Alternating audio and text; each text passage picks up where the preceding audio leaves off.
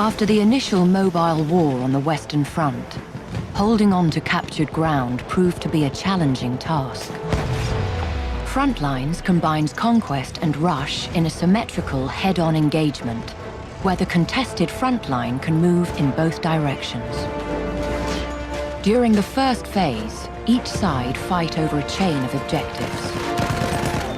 Only one of the objectives is active at once. Conquering an objective allows that faction to advance closer to the enemy base. Once a faction loses the flag objective closest to their base, they will have to defend the 2 telegraph posts inside the base. Artillery called in from the telegraphs can be used against the attackers. The phase ends when both telegraph posts have been destroyed, or when the attackers have run out of reinforcements.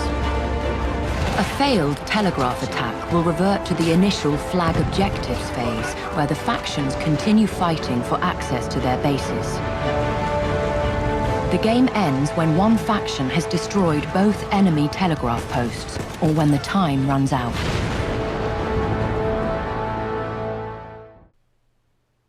New Frontlines gameplay has just been released for Battlefield 1, and my god, it looks amazing.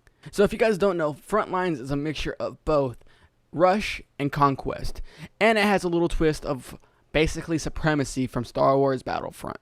A lot of people are really talking over this and having a lot of buzz, but I got the inside scoop right here, so let's get started right on this. So as stated before, the game mode itself is very symmetrical. It's going to be a long range engagement between 3 flags in between A, B, and C, and between A and C are the last remaining flags before you can actually capture the enemy's base. So in retrospect, you're going to be doing a little bit more of a tug of war back and forth to try to get into the enemy's base before you can start winning the actual rounds itself. However, the enemy still has a chance when you're actually in the base to actually drive you off the premises so they can actually move forward across the plains, again pushing you guys back. It can be a back and forth type of war, or it can be a one-sided war depending on how well your team does. Now, something that you guys don't know is that this game mode is so much similar to that of Titan Assault from Battlefield 2 and Carrier Assault from Battlefield 4. These 2 game modes are basically the same game modes, but there are something that you guys don't know about this is that in both game modes, you have to at least get these conquest points in between, and these conquest points will lead down to your enemy ship or vessel being destroyed and given down to a 50%. By then, you'll get an icon saying boarding party for whatever ship that you guys are going against, and you guys will go on and destroy the MCOMs on board those ships. There are a few other things though about this game mode that you guys don't know about, and the fact that Frontlines is basically the 3rd reimagining of this game mode is something that's going to be kind of fun to play, especially if you guys didn't get to play it in Battlefield 2 or Battlefield 4. And I gotta say, guys, this game mode's actually pretty good. Now, there are a few things that you guys need to know and understand, especially when it comes down to your base being captured. If you guys didn't know, if you guys can avoid the MCOMs being destroyed, you guys can actually use those MCOMs to call in artillery strikes, just like in Rush.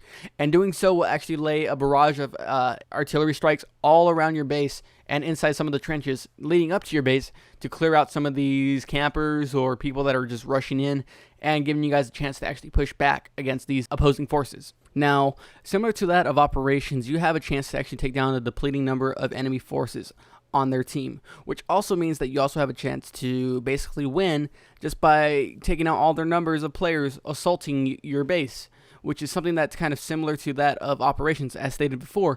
And it's very rare to actually see another game mode implement that, especially that was not actually put into Carrier Assault, which also means that you guys have to keep an eye out on what you guys are actually doing against the enemy forces so you guys don't accidentally deplete out your guys' own forces. Now, this gameplay also shows off a couple of the new weapons as well as the new tank in gameplay forms. The St. Sherman tank, it's flat, it's fast, it's outmaneuverable. It's something of what the light tank would be, but with more people inside. It's something that's going to be a little bit fun and different to actually mess around with, and it's also going to be a nice sight to see on the battlefield next to the heavy tanks and the light tanks as well. In this frame right here, the new medic weapon, the RSC 1917, is the next weapon to be coming out for the medic class. This weapon right here is so similar to that of the Self-Slider 1906, but the only difference is the charging handle on the bottom is what defines it differently. The gun is also a 5-shot, so which means that it is somewhat similar to the 1906, but accuracy is what's going to define this weapon as a better weapon over the 1906. In this frame, you guys might have missed it and might have noticed, but in this loadout little section, you actually get to see the cavalry sword being used as a melee weapon. That's something that's never seen yet in game, and if it does come into gameplay, it will be actually pretty nice to see this new melee weapon come in and take part next to the hatchet, the pickaxe, and the shovel, as well as one of the deadlier melee weapons.